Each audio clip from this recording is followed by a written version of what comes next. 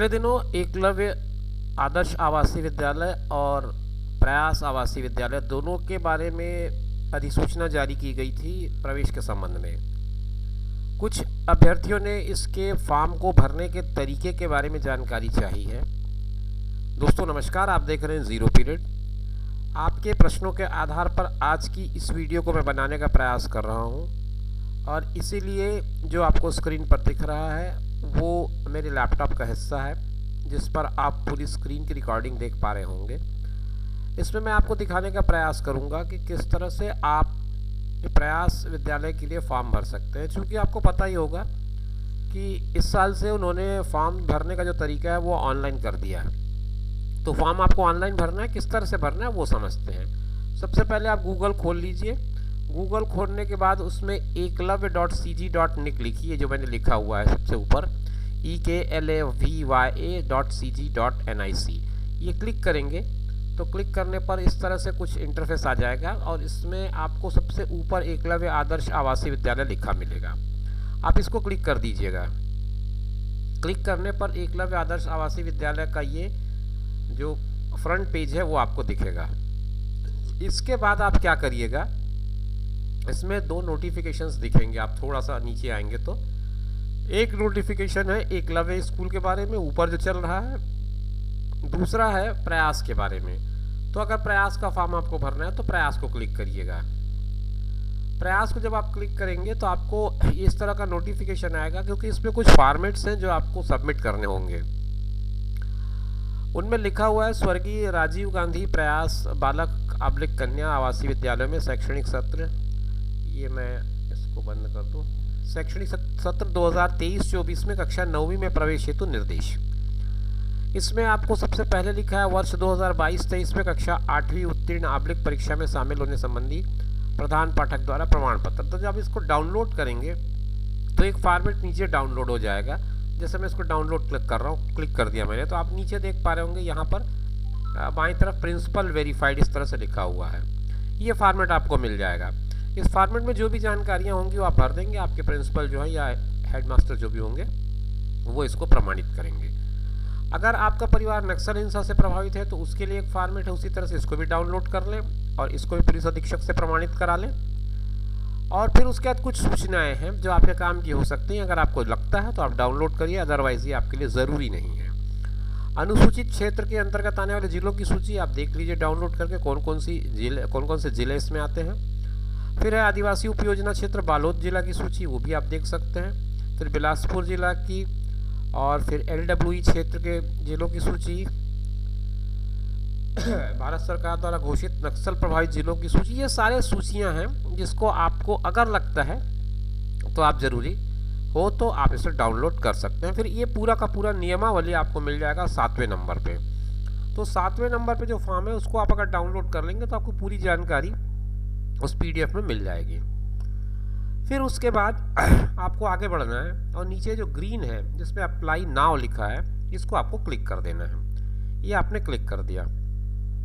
Click कर देने के बाद आपका फॉर्म आएगा। फॉर्म में ऊपर लिखा हुआ है स्वर्गीय राजीव गांधी प्रयास बालक कन्या आवासीय विद्यालयों में शैक्षणिक सत्र 23-24 में कक्षा 9वीं में प्रवेश हेतु आवेदन पत्र। कृपया सभी जानकारी अंग्रेजी में भरें। तो आप अंग्रेजी में भरिएगा। छात्र छात्रा का नाम, जो भी कुछ आपका नाम होगा उसको अंग्रेजी में भरिएगा।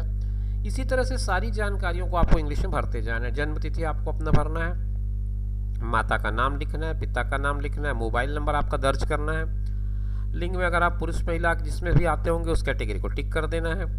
कक्षा 8वीं के बारे में 2 जानकारियाँ मांगी गई हैं। अगर आप अभी पढ़ रहे हैं कक्षा 8वीं में तो अध्ययनरत में टिक लगाइए। अगर आप पास हो चुके हैं तो आप उस उत्तीर्ण में टिक लगा दीजिए। जाति में आप यहाँ पे क्लिक करेंगे तो आपको सारी जातियों की लिस्ट आ जाएगी। आप किसमें शामिल हुए उसको आप क्लिक कर दीजिएगा।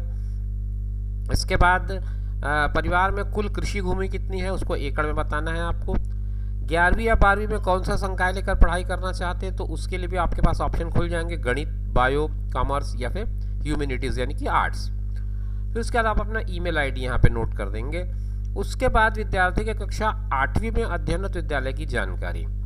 फिर आपको भरना है वो जानकारी जो कक्षा 8वीं में आपके अध्ययनरत होने के बारे में है। किस विद्यालय में पढ़ना है आपको विद्यालय का नाम लिखना है, जिला लिखना है। जिला में आप जैसे यहाँ क्लिक करेंगे तो आपको आ जाएगा कौन से जिले में आप रहते हैं, उस ज़िले को आपको सेलेक्ट कर लेना है। विकास खंड भी इसी तरह से आ जाएगा। यहाँ पर विकास खंड का पूरा आप ज़िला जैसे सेलेक्ट करेंगे, जैसे मान लो मैंने इसमें से एक ज़िला सेलेक्ट कर लिया, मान लो मैंने बिलासपुर सेलेक्ट कर लिया, तो ऑटोमेटिकली इसमें आपको बिलासपुर ज़िले के जितने विकास खंड हैं उनकी लिस्ट आ जाएगी। अगर मैं यहाँ से बिलासपुर के बजाय मैंने मान लो बस्तर सेलेक्ट किया होता, तो यहाँ पर विकास खंड में बस्तर के जो ब्लॉक्स हैं उसकी लिस्ट आ जाएगी। तो ये ध्यान रखें आप। फिर पिन कोड आ जाएगा आपका।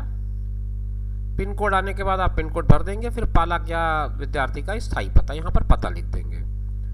फिर नेक्स्ट जो है उसके बाद अगला जो बात आता है वो है आपका क्या विद्यार्थी का विद्यालय LWE प्रभावित जिले के अंतर्गत आता है। अगर आता है तो हाँ में, नहीं तो नहीं में टिक करेंगे।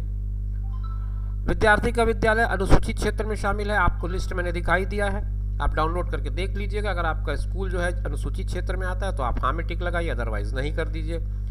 फिर है क्या विद्यार्थी का विद्यालय उपयोजना क्षेत्र में आता है। मैंने आपसे कहा है ऊपर की लिस्ट आप डाउनलोड कर लें, अपने एरिया को तलाश लें, आप किस क्षेत्र में आते हैं।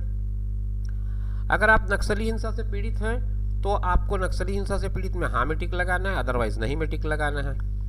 फिर उसके बाद आपको कुछ डॉक्यूमेंट्स इसके साथ सबमिट करने होते हैं।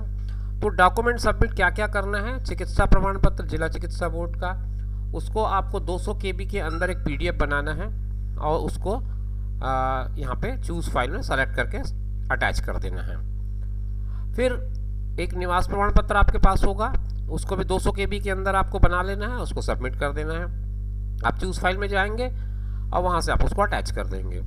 इसी तरह का एक प्रमाण पत्र कक्षा 8वीं में शामिल होने का होगा आपके HM के द्वारा, वो आप अटैच करेंगे।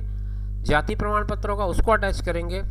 और 1, 2, 3 कंडिका प्रवेश कंडिका 1, 2, 3 आप पढ़ेंगे तो आपको उसमें एक फॉर्मेट मिलेगा कि किस आप उस स्कूल में पढ़ रहे हैं या नहीं। इसका भी एक फॉर्मेट है, उसको आप अपने HM से प्रमाणित करा लें और उसको यहाँ पर अटैच कर दें। इसके बाद 2-3 चीज़ें और रह जाती हैं। एक है छात्र छात्रा का फ़ोटो, तो आप अपनी एक फ़ोटो रखें जिसको 20 KB तक का इसका जो फाइल साइज़ हो और उसको यहाँ पर अटैच कर दें चूज़ फाइल में जा कर के। फिर हस्ताक्षर अपने सिग्नेचर करें, उसको भी 20 KB तक सेट करें और उसको भी चूज़ फाइल में जा कर के अटैच कर दें। ये सारा कुछ हो जाने के बाद सबसे अंतिम काम आपका होगा, ये मैं पालक अभिभावक जो लिखा है उसके सामने यहाँ पर एक बॉक्स बना है, इसको आप राइट कर दीजिए। जैसा ही राइट करेंगे उसके बाद ही ये सबमिट होगा, उसके बाद आपको इसको सबमिट कर देना है। अभी ये सबमिट नहीं लेगा क्योंकि मैंने कोई भी फील्ड एंट्री नहीं की है। जैसे मैंने सबमिट का बटन दबाया तो आप देख लीजिए यहाँ सब में रीडिंग आ गया, सेलेक्ट सेलेक्ट सेलेक्ट सेलेक्ट। तो आपको ये सारी चीज़ें भरने के बाद ही वो सबमिट लेगा। तो जैसे ही आप ये करेंगे आपका फॉर्म इस तरह से सबमिट हो जाएगा। तो मित्रों ये थी जानकारी कि प्रयास का फॉर्म किस तरह से सबमिट करना है। चूँकि आपके द्वारा कमेंट बॉक्स में प्रयास के फॉर्म के बारे में पूछा गया था तो मैंने प्रयास के बारे में बताया है। अगर इसी तरह से कोई और फॉर्म जैसे एकलव्य की और किसी की जानकारी आप लेना चाहें तो कमेंट बॉक्स पे लिखें ताकि मैं उस पर वीडियो बना सकूं। मिलेंगे नए वीडियो में, तब तक इंतज़ार करिए, फिर मुलाकात होगी। नमस्कार।